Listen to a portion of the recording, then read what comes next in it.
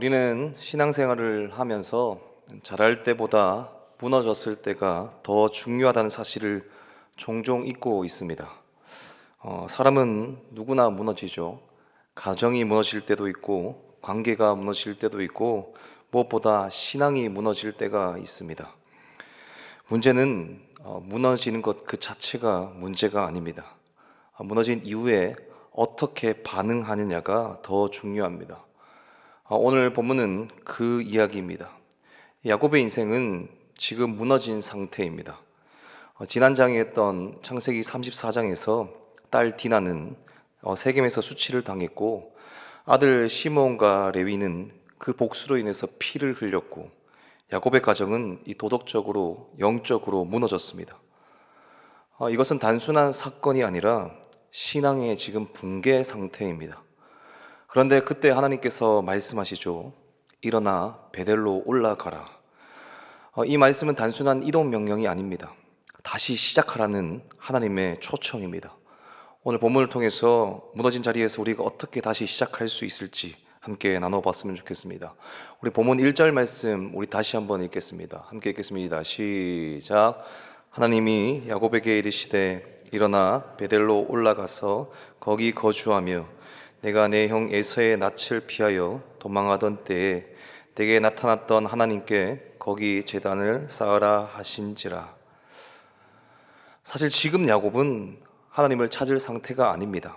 두려움에 사로잡혀 있고 자신의 가정 문제를 감당하지 못하고 있습니다. 그런데 그를 누구보다 잘 아시는 하나님이 먼저 찾아오셨습니다. 이것이 은혜이죠. 아무것도 할 수 없는 야곱, 그리고 오늘 살아가는 우리에게 하나님께서 직접 찾아오신 것은 전적인 하나님의 은혜입니다. 그리고 찾아오신 하나님께서 먼저 말씀하시죠. 1절 말씀을 다시 보시면 일어나라, 그리고 올라가라, 그리고 거기 거주하라, 머물러라. 이것은 세 단계의 명령 회복입니다. 회복의 명령이죠. 먼저 일어나라고 하십니다. 무너진 자리에서 멈추지 말라는 것이죠. 지금 야곱은 주저앉아 있는 상태입니다. 두려움 때문에 움직이지 못하고 있습니다. 신앙이 무너진 사람의 특징이 무엇입니까? 예배를 미루고 기도를 피하고 영적인 자리에서 멀어집니다. 항상 주저앉아 있죠. 그때 하나님께서 말씀하시는 겁니다. 일어나라. 회복은 감정이 좋아져서 시작되는 것이 아닙니다. 순종으로 시작됩니다. 혹시나 지금 나의 상황과 환경이 너무 어렵고 힘들어서 예배를 미루고 기도를 피하고 혹시 그 자리에서 일어나지 못하고 있습니까? 그때 하나님께서는 여러분에게 직접 찾아가시고 여러분에게 말씀하십니다. 얘야 일어나라. 그리고 나와 함께 가자. 그리고 하나님이 야곱에게 일어나서 베델로 올라가라고 하십니다. 베델은 어떤 곳입니까? 야곱이 하나님을 처음 만났던 곳입니다. 돌베개를 베고 자다가 하늘이 열리고 하나님을 만났던 자리이자 하나님께서 약속하신 언약의 자리였습니다. 즉 이 베델은 은혜의 시작점입니다. 하나님은 지금 야곱에게 말씀하시죠. 네가 나를 처음 만났던 그 자리로 돌아가라.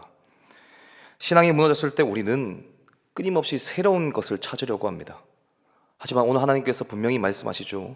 새로운 것이 아니라 처음으로 돌아가라. 그래서 우리가 흔히 하는 말로 우리 예수님과의 첫사랑을 회복해야 된다고 하지 않습니까? 새 것이 아니라 하나님을 만났던 처음으로 돌아가야 회복이 시작되는 거죠. 우리에게도 베델이 있습니다. 우리가 처음 하나님을 인격적으로 만났던 그 예배, 눈물로 회개했던 그 자리, 말씀 앞에서 처절하게 무너졌던 그 순간, 하나님을 향해 진심으로 고백했던 그 시간, 그 자리가 바로 우리의 베델입니다. 그런데 우리는 계속해서 다른 것을 찾습니다. 더 좋은 환경을 찾고, 더 좋은 프로그램을 찾고, 더 강한 자극을 우리가 원합니다. 하지만 하나님께서 말씀하시죠. 그게 중요한 게 아니라 너가 나를 처음 사랑했던 그 자리로 다시 돌아가라. 심지어 하나님은 베델에 잠깐 다녀오라고 하지 않으십니다. 거기에서 거주하라고 말씀하시죠. 이것은 지속적인 신앙을 의미합니다. 많은 사람들이 회복을 일시적인 감정으로 끝냅니다. 우리 수련회 가면 어떻습니까? 수련회 때만 뜨겁습니다. 그리고 기도회 때만 회복된 것 같고 다시 일상으로 돌아가면 무너집니다. 신앙은 한 번의 결단으로 완성되지 않습니다. 매일 말씀, 매일 기도, 매일 예배의 태도, 이 반복 속에서 우리 신앙이 깊어지는 것이죠. 베델 대신 거주한다는 것은 하나님과의 관계를 일상의 중심에 두고 계속 살아가라는 뜻입니다. 우리는 모든 일들이 형통할 때뿐만 아니라 언제나 지속적으로 의도적으로 결단하면서 하나님과의 관계를 할 수 있는 자리에 최대한 머물러서 있어야 되는 것이죠. 이 하나님의 말씀을 듣고 야곱이 반응합니다. 우리 본문 2절, 우리 3절 말씀도 함께 읽겠습니다. 함께 읽겠습니다. 시작. 야곱이 이에 자기 집안 사람과 자기와 함께한 모든 자에게 이르되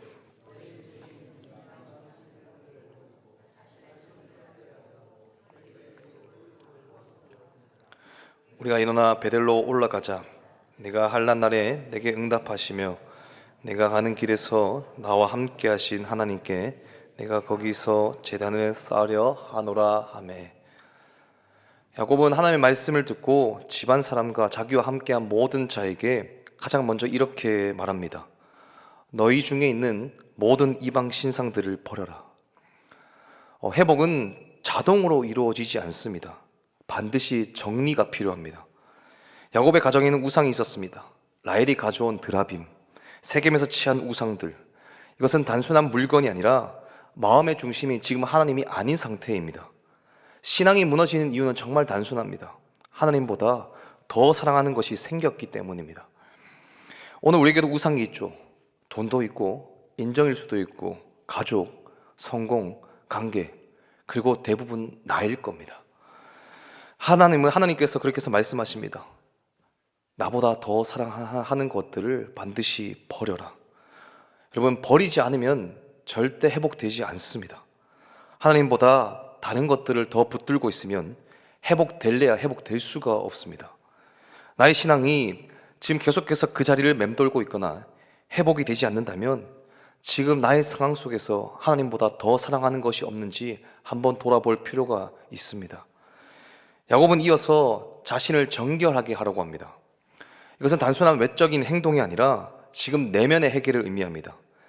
회복은 환경 변화가 아니라 마음의 변화입니다.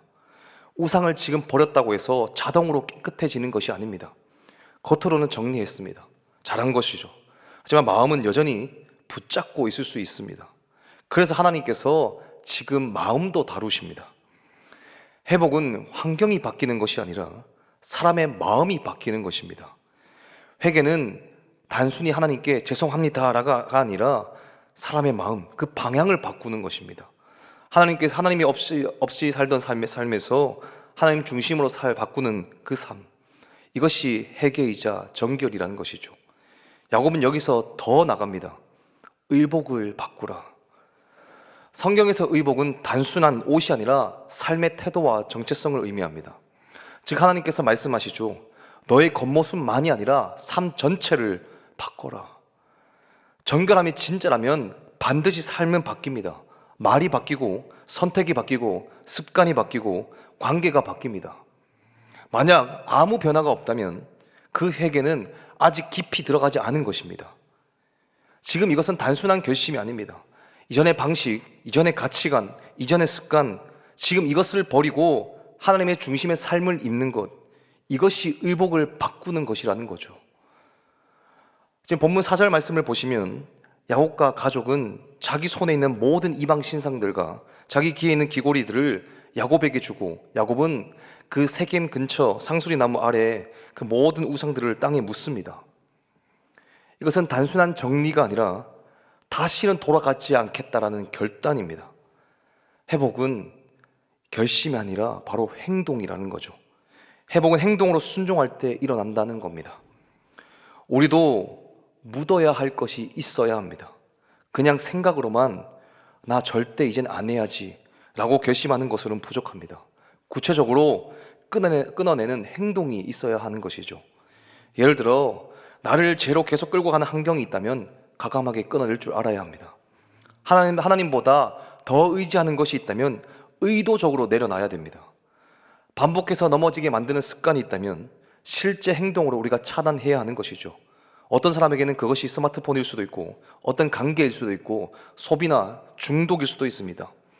중요한 것은 남겨두지 말라는 겁니다. 야곱처럼 아예 묻어버려야 되는 것이죠. 다시 꺼낼 수 없도록 결단해야 합니다. 그럴 때 그 무너진 자리에서 다시 일어설 수 있게 되는 겁니다. 회복은 우리의 결단의 행동이 반드시 필요합니다. 영적으로 무너졌던 야곱과 그의 가족은 이제 결단했습니다. 우상을 버렸고 자신을 정결하게 했고 의복을 바꿨습니다. 그리고 이제 하나님께서 말씀하신 베델을 향해서 길을 떠납니다. 그런데 그 길은 결코 쉬운 길이 아니었습니다. 왜냐하면 이 야곱의 마음속에는 여전히 두려움이 있었기 때문이죠. 세겜 사건 이후에 주변 족속들이 가만히 있지 않을 것이라는 그 생각과 언제 공격당할지 모른다는 그 불안이 이 야곱을 붙잡고 있었습니다.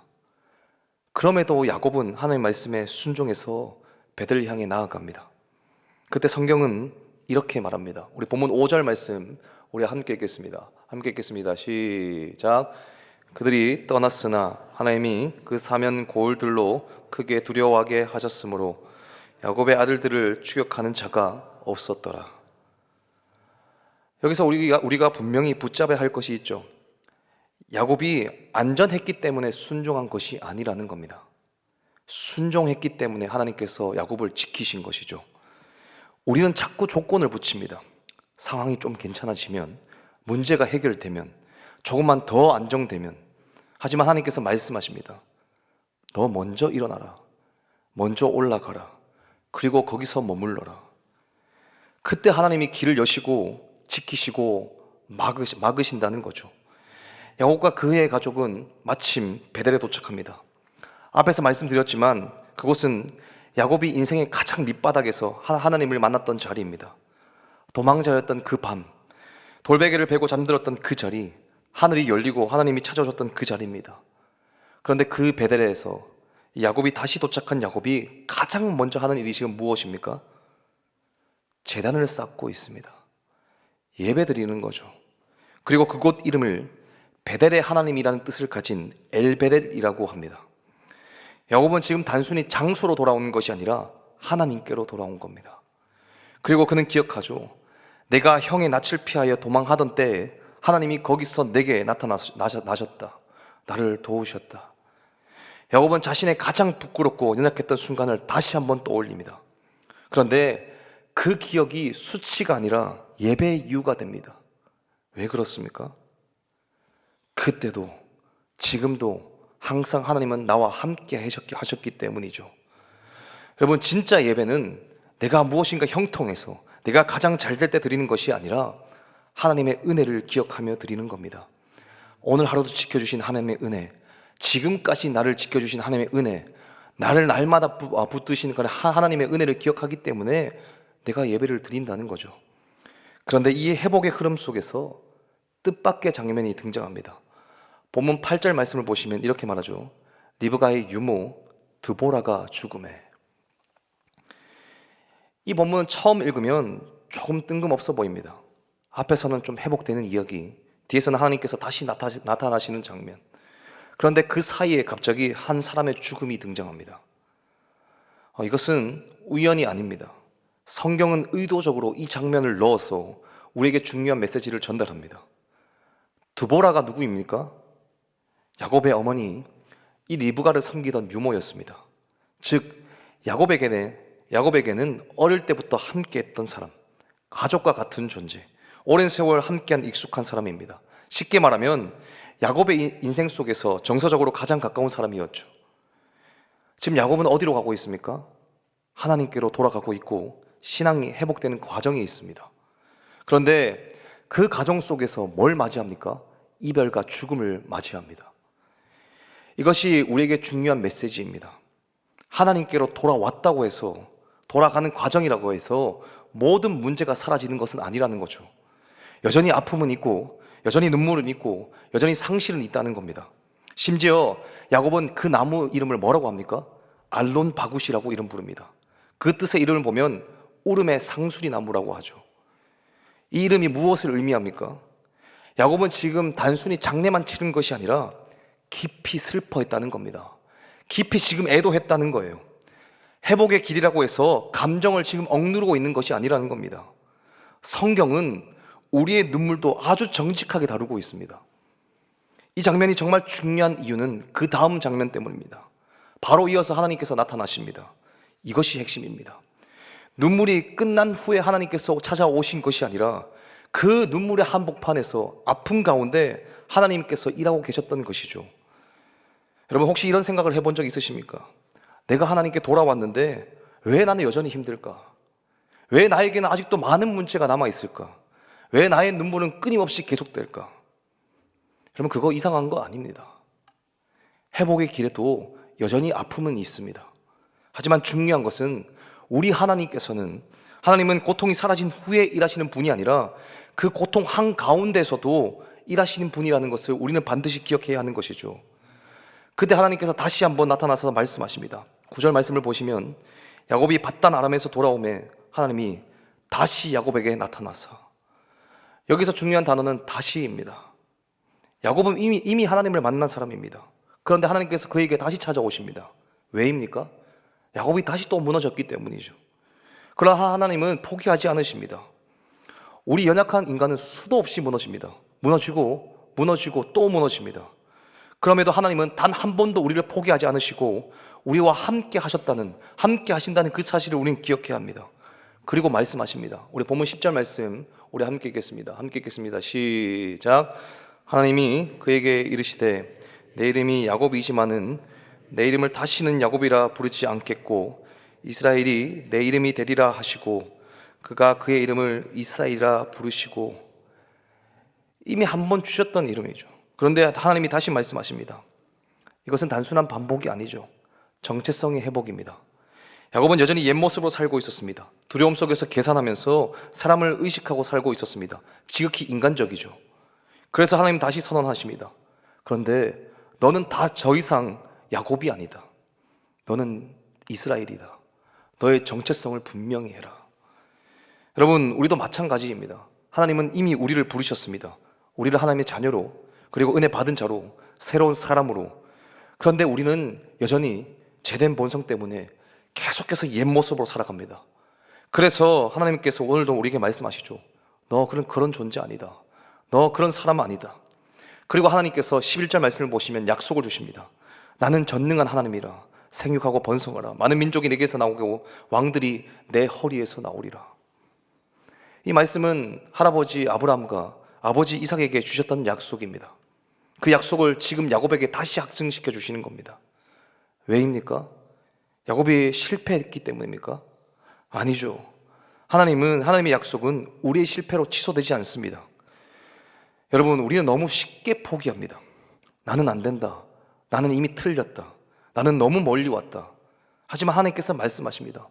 내 약속은 여전히 유효하다. 하나님이 말씀을 이제 마치시고 떠나신 후에 야곱은 다시 반응합니다. 그는 그곳에 기둥을 세우고 전제를 붓고 기름을 붓습니다. 그리고 그곳 이름을 다시 베델이라고 부릅니다. 이것은 단순한 반복 같지만 반복이 아닙니다. 확신의 고백입니다. 나는 하나님께 속한 사람이다. 나는 다시 하나님과 살아간다. 하나님의 자녀답게 그렇게 나는 앞으로 살겠다. 여러분, 이게 회복입니다.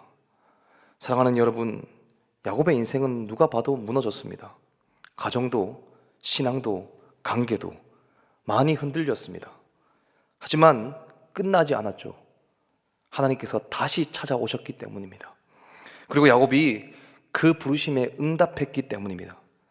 그 결과 하나님은 이 야곱의 길을 지키셨고 예배를 회복시키셨고 정체성을 새롭게 하셨고 약속을 다시 붙들게 하셨습니다.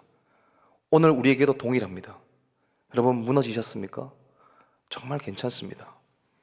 문제는 무너진 것이 문제가 아니라 그 자리에서 안주하며 멈추는 겁니다. 하나님께서 지금도 말씀하십니다. 일어나라, 올라가라, 그리고 다시 한번 거기 머물러라. 그리고 약속하십니다. 내가 다시 너를 세우겠다. 여러분, 무너진 그 자리에서 끝내지 마시길 바랍니다. 하나님은 언제나 다시 시작하게 하시는 분이라는 것을 우리는 반드시 기억해야 합니다. 우리 하나님을 끝까지 의지하며 승리를 선포하며 나아가는 저와 우리 모두가 되었으면 좋겠습니다. 말씀을 맺습니다. 야곱은 무너졌습니다. 가정도 신앙도 흔들렸습니다. 그러나 끝나지 않았습니다. 하나님께서 다시 부르셨고 야곱이 그 부르심에 순종했습니다. 우상을 버리고 자신을 정결하게 하고 베델로 돌아가서 다시 예배했을 때 하나님께서는 길을 지키시고 정체성을 회복시키시고 다시 약속을 붙들게 하셨습니다. 오늘도 무너져 있는 우리에게, 힘이 없어서 쓰러져 있는 우리에게 하나님께서 말씀하십니다. 너 다시 일어나라. 다시 올라가라. 나와 만났던 그 처음으로 다시 한번 돌아가라. 그리고 거기서 머물러라. 여러분, 결코 여러분이 그 무너진 자리에서 끝내지 마시길 바랍니다. 하나님은 언제나 다시 시작하게 하시는 분이라는 것을 우리 인식하고 우리가 깨어서 우리가 그것을 붙들길 바랍니다. 하루하루 살아가실 때 언제나 우리와 함께 하시는 이 하나님만을 붙들고 승리하는 삶을 사는 우리 모두가 되기를 간절히 소망합니다.